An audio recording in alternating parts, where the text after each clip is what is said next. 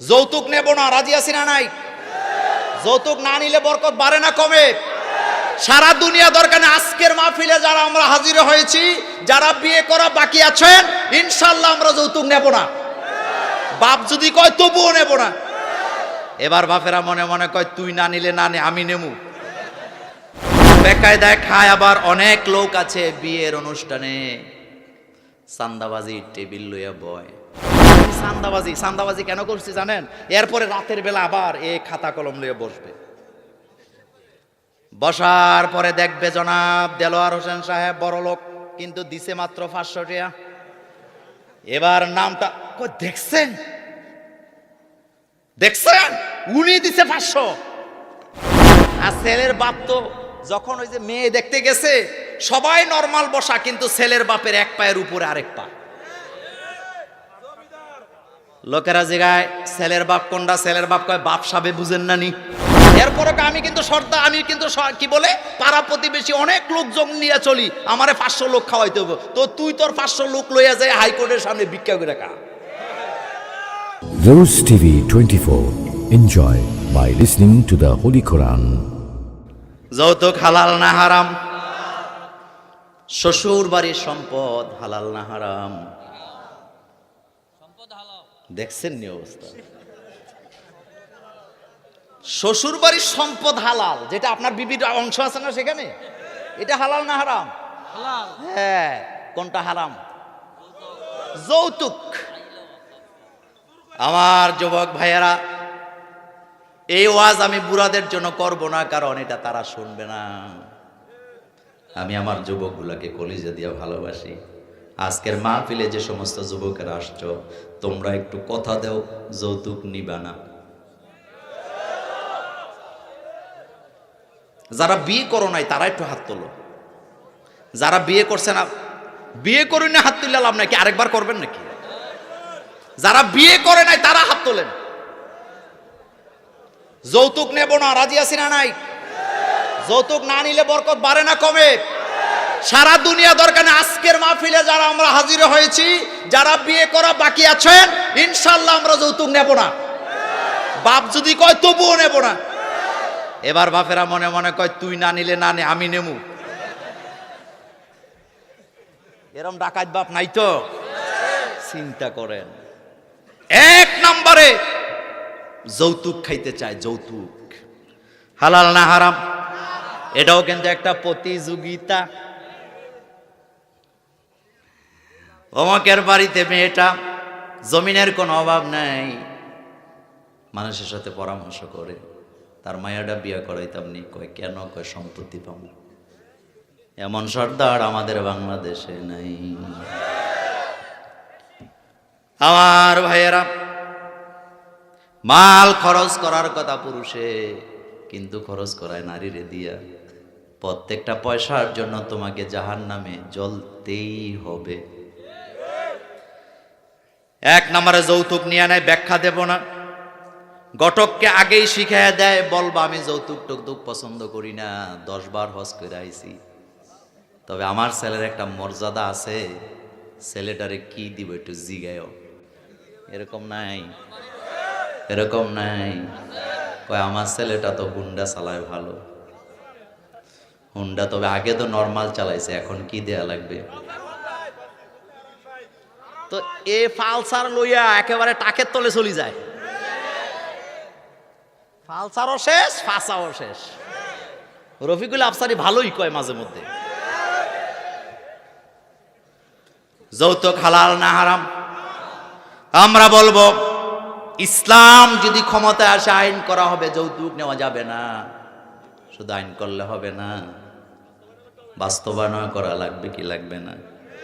আল্লাহ পাক বলছেন হাত্তা যুরতুমুল মাকাবির, মাল খুঁজতে খুঁজতে কবরে চলে যাও, তবুও মাল খোঁজা তোমার শেষ হয় না।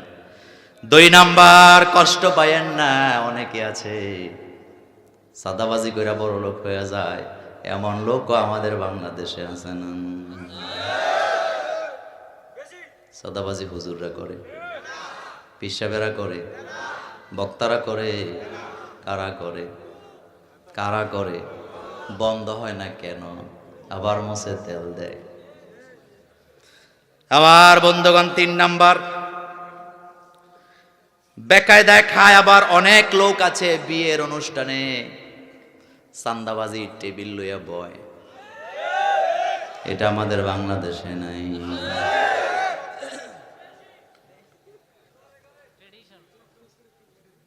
চিন্তা করছেন?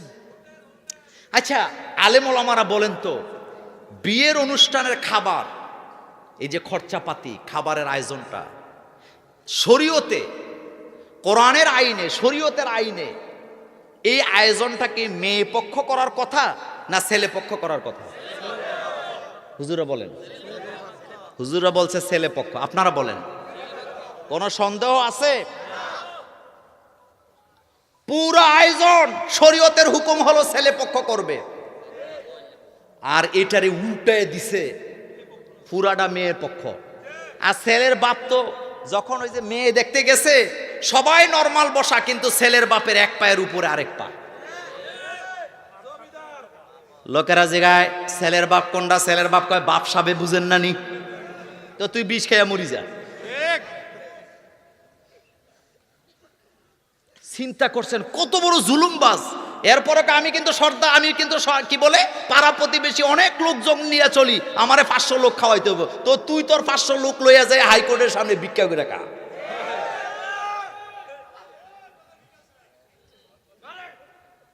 কথা বলবো বলবো? এরকম আছে না নাই? আপনি দাওয়াত দিবেন ইসলামে, মুসলমান, এক মুসলমানের উপরে আরেক মুসলমানের হক হলো 6টা, এর ভিতরে 2 নম্বরে দাওয়াতের কথাটা আছে না নাই?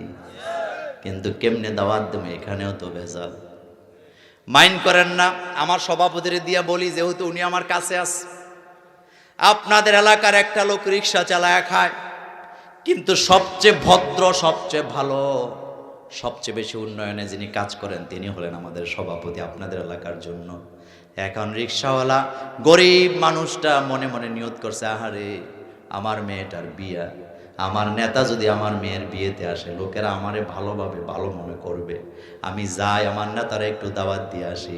কিন্তু এই গরিব লোকটা অনেক আশা কইরা যখন নেতার কাছে গেছে দাওয়াত দেওয়ার জন্য, নেতা কয় ভালো হয়েছে আসছো, কিন্তু তুমি তো জানো আমি লোক বল ছাড়া চলি না, আমি গেলে কিন্তু বাড়তি আরো 100 জন লাগবো। সহজে আছেন ভাই, রাগ করে না, আপনারা দিয়ে বলছি আর কি। এরকম নেতা আছে তো? কথা বলেন। উনি দাওয়াত দিতে গেছে কয়জন? গরিব মানুষ কি চালায় খায়। এই ঘটনা ঘটে কি বাংলাদেশে? ঘটে কি না? তুই নেতা নস, তুই জুলুমবাজ, তুই জুলুমবাজ, তুই চাঁদাবাজ। তোর বলা উচিত ছিল যে তুমি রিকশা চালাও, আমারে দাওয়াত দিতে আসছো, যাও আমি হাজির। আর কো আমার লগে কিন্তু 100 যাইব, তুই 100 লিয়া ভিক্ষা কর। ফালতু কোথাকার।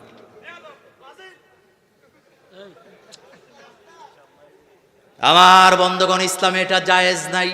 জায়েজ আছে নাকি হুজুরা বলেন? জায়েজ আছে? এটা জুলুম। এটা কি? এমন ঘটনা আমার জানা আছে, আমি একজন মুসলিম ম্যারেজ রেজিস্ট্রারও বটে। এমন ঘটনা আমার জানা আছে, নেতারা জনমের মতো কর্মীরা লইয়া খাইয়া চলে গেছে, আসল মেহমান যারা বরের খাওয়ানের আর খাবার নাই। কারণ উনি তো দাওয়াত রাখছে, আসার সময় একেবারে মিছিল সহকারে আইছে। তা হাসরের ময়দানে যাইয়েন মিছিল ছুড়ে এলেব ফেরেশতারা। লাকাদ আহসাহুম ওয়া আদ্দাহুম আদ্দা। এটা কিয়ামতের মাঠের কথা। একজন একজন আসবি, দল নিয়ে আসার সুযোগ আমার সামনে নাই। কথাটা কার? আল্লাহ। লাকাদ আহসাহুম ওয়া আদ্দাহুম আদ্দা ও কুল্লুহুম আতিহি ইয়াউমাল কিয়ামাতি ফারদা।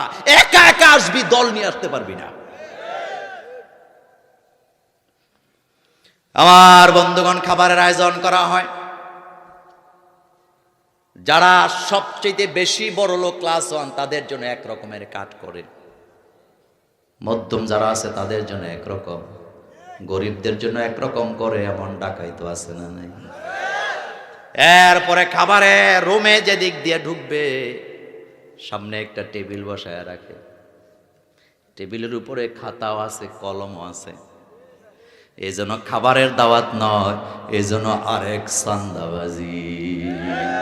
আমি জানি এরপরে আর আমার দাওয়াত দিত না। না দিলে না দেন, তাতে আসে যায় কি? কিচ্ছু আসে যায় না। এটাই ওয়াজ, এটাই শরীয়ত। ইনসাফ করার জন্য কোরআন এসছে। আপনি দাওয়াত দিবেন আমাকে, আমি স্বেচ্ছায় আপনার বাড়িতে যাব হাদিয়া নিয়ে। কারণ আমার নবী এত ছোট মনের নন। আমার নবী আমাদেরকে বলে গেছে তাহাদ্দু তাহাব্বু, হাদিয়া দাও, মহব্বত ভালোবাসা বাড়াও। কিন্তু তুমি চান্দাবাজি, চান্দাবাজি কেন করছি জানেন? এরপরে রাতের বেলা আবার এই খাতা কলম নিয়ে বসবে।